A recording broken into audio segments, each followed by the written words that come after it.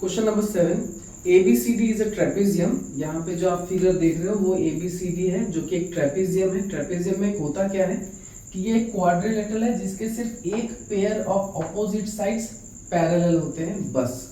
But यहाँ पर आपको पैरेलल साइड तो दे ही रहा है, साथ में AD और BC को इक्वल भी बताया है, यानी ये साइड और ये साइड पैरेलल है और साथ ही साथ AD और BC इक्वल भी है। ऐसे ट्रेपेजियम को हम आइसोसेलेस ट्रेपेजियम कहते हैं, जिसमें एक pair of opposite sides parallel होते हैं और दूसरा जो नॉन पैरेलल साइड है वो इक्वल होता है। ऐसे ट्रेपेजियम को हम आइसोसेलेस ट्रेपेजियम कहते हैं।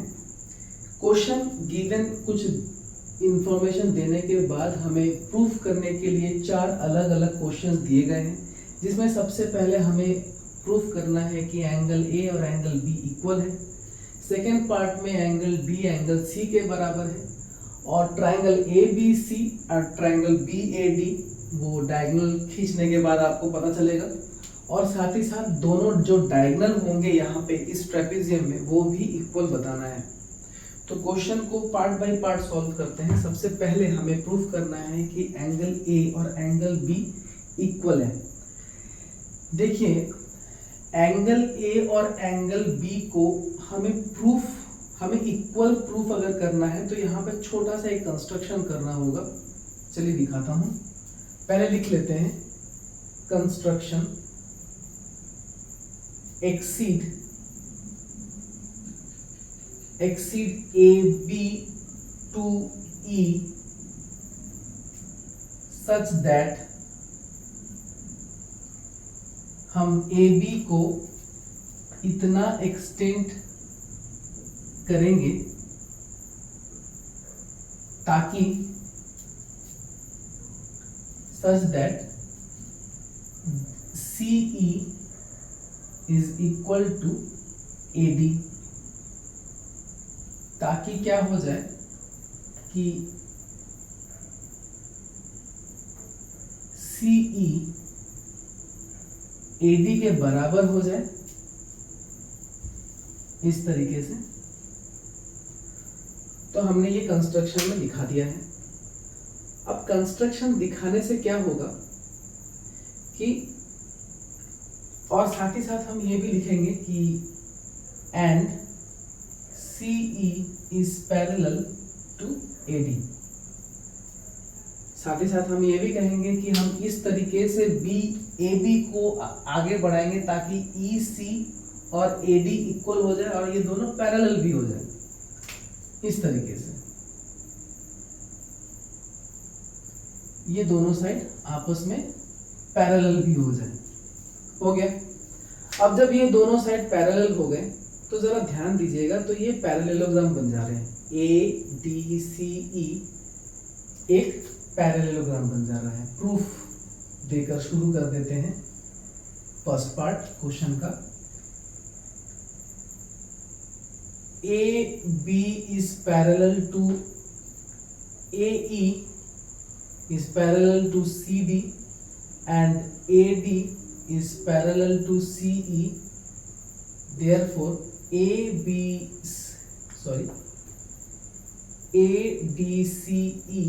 is a parallelogram.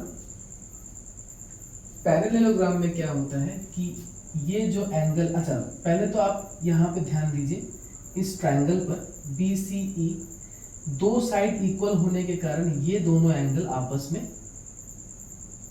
इक्वल है। ठीक है, तो हम यहाँ पे लिखते हैं कि इन ट्रायंगल BCE में angle B is equals to angle B इस तरीके से नहीं लिखेंगे,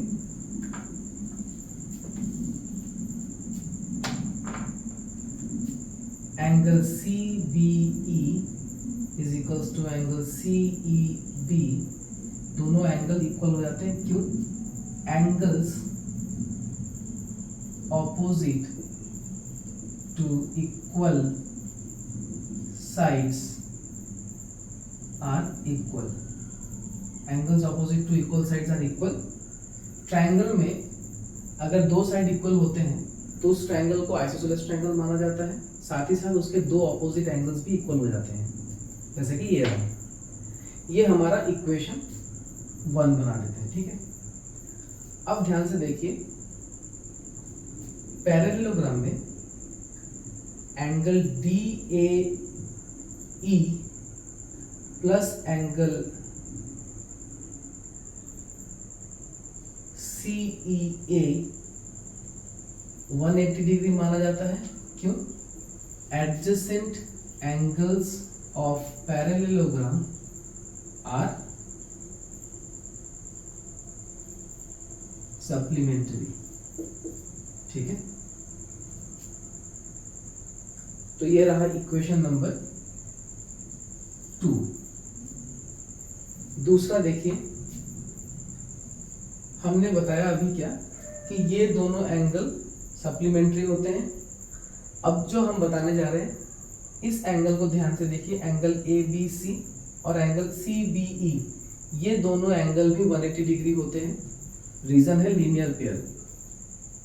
तो वही मैं लिखने जा रहा हूं, angle ABE plus angle EBC equals to 180 degree. Reason होगा लीनियर पेयर, थर्ड इक्वेशन। अब जबकि ये दोनों एंगल इक्वल हैं और ये जो दो इक्वेशन मैं दिखा रहा हूं फ्रॉम इक्वेशन 2 एंड 3, अगर आप ध्यान से देखो, दोनों इक्वेशन के वैल्यू इक्वल हैं। तो हम लिख सकते हैं कि from equation 2 and 3 we get, हमें क्या मिल रहा है, angle DAE plus angle CEA बराबर हो जाएगा angle ABE plus angle EBC के, ठीक है। क्योंकि दोनों के वैल्यूज सेम थे तो हम इन दोनों को यहाँ पे लिख सकते हैं। एक चीज देखिएगा, हमने इक्वेशन नंबर 1 में CBE और CEB को इक्वल बताया है, यानी CEA और EBC ये दोनों इक्वल है। तो हम यहाँ पे लिख सकते हैं angle CEA angle ABE plus, हम यहाँ पर इसे लिख देते हैं इसको यहाँ पर CEA लिख देते हैं, ठीक है। क्योंकि हमने ये दोनों एंगल को इक्वल बताया तो हम दोनों नाम एक साथ सेम देख सकते हैं ताकि ये दोनों आपस में कट जाए और हम कह सकें कि angle DAE equals to angle ABE है। DAE यानी ये angle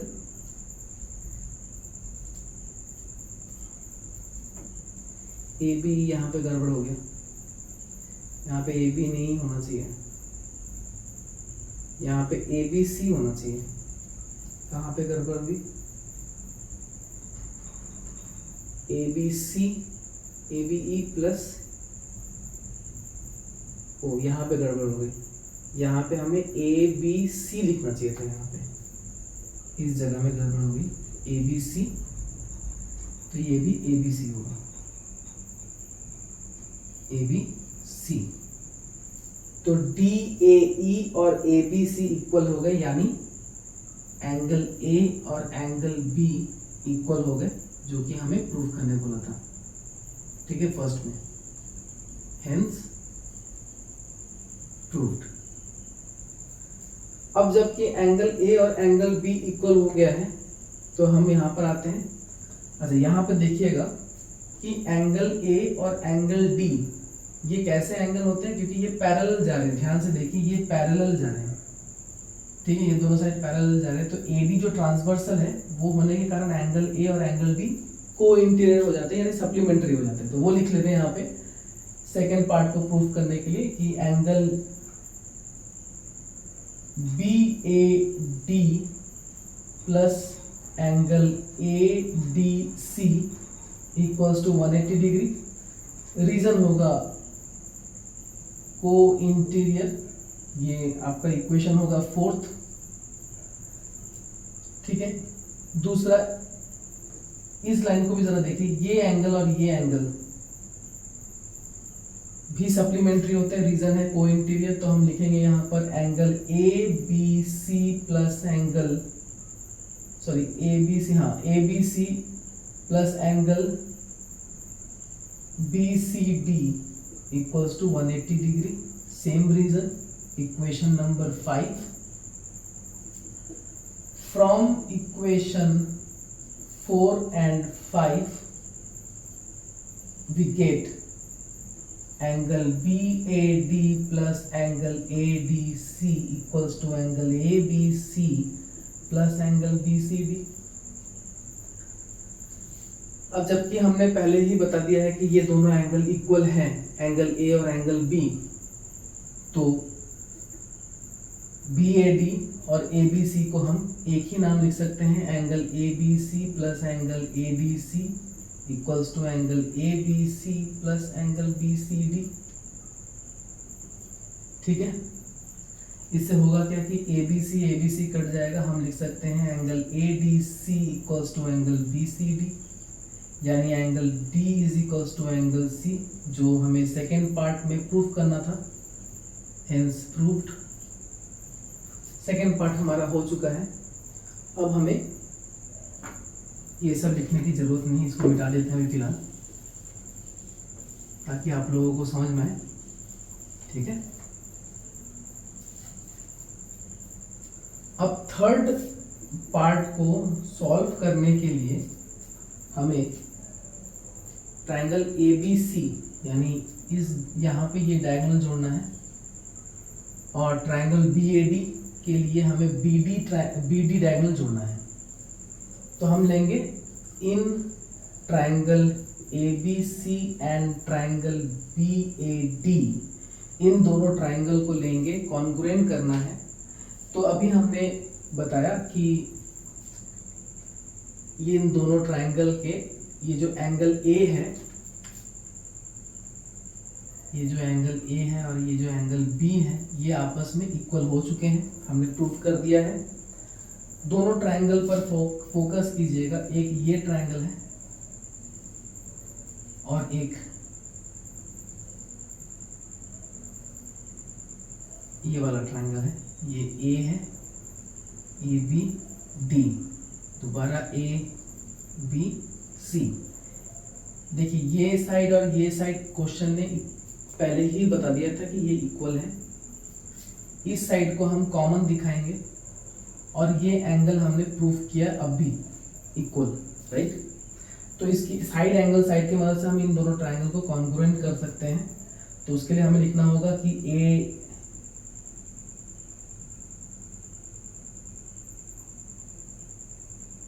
BC equals to AD given AB equals to AB common, angle A equals to angle B equals to angle A proved above, therefore triangle ABC is congruent to triangle BAD by SAS congruent rule। Now the fourth part, AC और BD को हमें equal दिखाने के लिए बोला जा रहा है। तो जो कि ट्रायंगल कॉन्ग्रुएंट हो चुके हैं, तो इन करस्पॉन्डिंग पार्ट को हम इक्वल कह सकते हैं बाय CPCD। तो हम लिखेंगे AC equals to BD by CPCD। Question number 7 को यहीं पे खत्म करना है। सारे जो 4 क्वेश्चन थे वो सॉल्व हो चुके हैं। एक्सरसाइज 8.1 यहाँ पर टोटली कंप्लीट हो जाता है।